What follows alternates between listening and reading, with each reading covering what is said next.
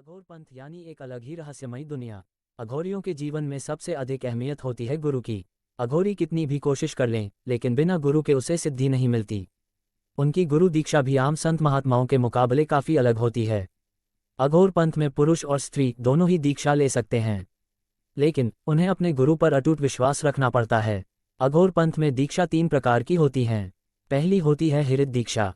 इसमें गुरु से गुरु मंत्र या बीज मंत्र कान में लिया जाता है, जिसे मंत्र फुकनह भी कहते हैं। यह एकदम सरल दीक्षा है और इसे कोई भी ले सकता है। इसमें गुरु शिष्य के बीच कोई नियम बंधन नहीं होते। अधिकतर अघोरियों को यही दीक्षा मिलती है। दूसरी होती है शिरद दीक्षा। इसमें शिष्य से गुरु नियमानुसार वचन लेते हैं और उसकी कमर, गले या भुजा में काला धागा बांधते हैं। पुरुष की दाईं और स्त्री की बाईं भुजा में धागा बांधकर बीज मंत्र दिया जाता है। फिर गुरु अपने हाथ में जल लेकर शिष्य को आचमन कराता है। इसमें गुरु शिष्य के बीच कुछ नियम होते हैं जिन्हें गुरु निर्धारित करते हैं। ये नियम बहुत जटिल भी हो सकते हैं। तीसरी होती है रंभत दीक्षा। अघोर पंथ में सबसे मुश्किल, इसके नियम भी बहुत कठोर होते हैं। गुरु भी रंभत दीक्षा बहुत ही विलक्षण लोगों को देता है। इस दीक्षा को लेने वाले शख्स पर गुरु का पूरा अधिकार हो जाता है। सिर्फ गुरु ही दीक्षा को वापस लेकर शिष्य को अपने बंधन से मुक्त कर सकता है। गुरु रंभत दीक्षा देने से पहले शिष्य को कई कसौटियों पर परखता है। इस दीक्षा के बाद ही शिष्य सही मायने में गुरु के संप्रदाय का असल अधिकारी बनता है। उत्तराधिकार प्राप्त शिष्य भी इसी श्रेणी के होते हैं। ये दीक्षा तभी सफल होती है जब शिष्य को अपने गुरु पर अटूट विश्वास हो। इसमें गुरु शिष्य को अघोरपंथ के सारे रहस्य बता देता है और शिष्य उसके बताए नियमों पर अमल करके सारी सिद्धियां प्राप्त कर लेता है। शिष्य अपने गुरु के दिए मंत्रों का उच्चारण करके सिद्धियां हासिल करता है।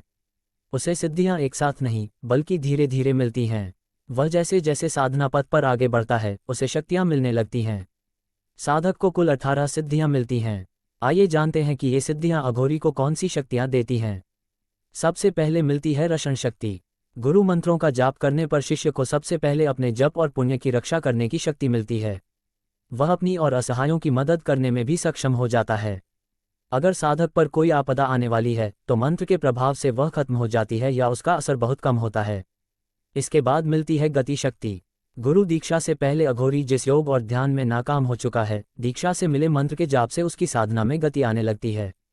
वह सारी सिद्धियों को तेजी से हासिल करने लगता है।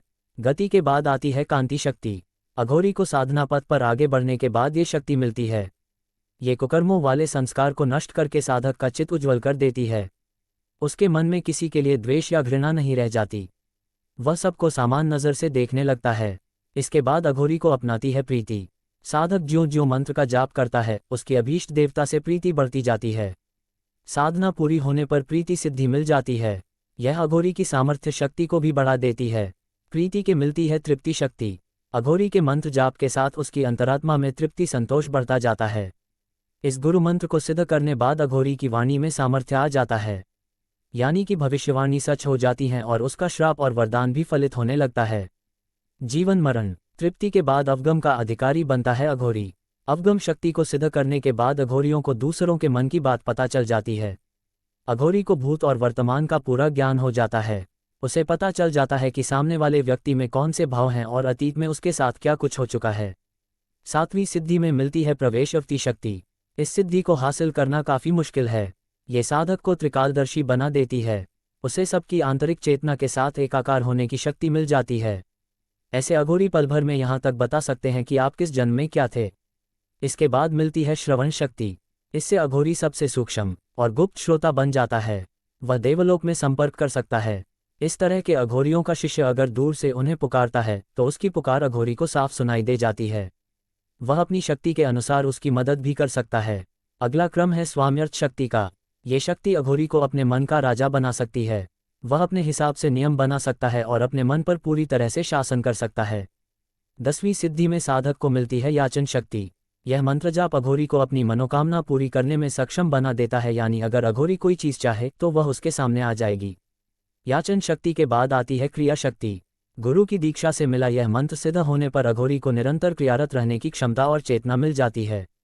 फिर मिलती है इच्छित अवति शक्ति। इसको सिद्ध करने के बाद अघोरी वरदानी बन जाता है, यानी वह किसी भी व्यक्ति की मनोकामना पूरी कर सकता है। वरदान के बाद ज्ञान की बारी। दीप्ति शक्ति हासिल करने वाले अघोरी के हृदय में ज्ञान का प्रकाश बढ़ जाता है। वह सही मायने में सिद्ध पुरुष होने की दिशा में आगे बढ़ जाता है। दीप्ति शक्ति के बाद मिलती है वाप्ति शक्ति। इस शक्ति को सिद्ध करने वाला अघोरी उस चैतन्य स्वरूप ब्रह्म के साथ एकाकार हो जाता है, जिसकी चेतना अणु अणु में व्याप रही है। आलिंगन शक्ति से सबके हो जाते हैं अघोरी। इस शक्ति का मतलब है अपनापन विकसित करने की शक्ति। इसे सिद्ध करने के बाद अघोरी के लिए अपने पराये का भेद मिट जाता है। उसे पूरी दुनिया अपनी लगने लगती है। आलिंगन के बाद आती है हिंसा शक्ति। इस सिद्धि के नाम से लगता है कि यह अघोरी को हिंसक बना देती है, लेकिन ऐसा बिल्कुल नहीं है। असल में इस सिद्धि से वह दुष्ट विचारों का दमन करते हैं। वह अपने साथ ही दूसरों के मन का अज्ञान भगाने में भी सक्षम हो जाते हैं। दान शक्ति से महान बनते हैं अघोरी। अघोरियों को जब दान शक्ति की सिद्धि मिलती है तो वे पुष्टि और वृद्धि का दाता बन जाते हैं। फिर उन्हें कुछ मांगने की जरूरत नहीं पड़ती, वह खुद ही किसी को कुछ भी दे सकते हैं। चिंताओं से मुक्त करती है भोग शक्ति। प्रलय के दौरान सब कुछ महाकाल में लीन हो जाता है। सामान्य आदमी इस विचार से ही भयभीत हो सकते हैं, पर यह सिद्धि हासिल करने वाला अघोरी स्थूल जगत को अपने में लीन करता है और ऐसे ही तमाम दुखों चिंताओं से ऊपर उठकर मस्तमौला बन जाता है। आखिर में मिलती है वृद्धि शक्ति। ये सिद्धि हासिल करने वाले अघोरी में प्रकृतिवर्धक और संरक्षण की सामर्थ्य आ जाती है। सारी सिद्धियां हासिल करने के बाद अघोरी सही मायने में सिद्ध पुरुष हो जाते हैं। फिर वे महागुरु बनकर अपने शिष्यों और जगत का कल्याण करने की कोशिश करते हैं।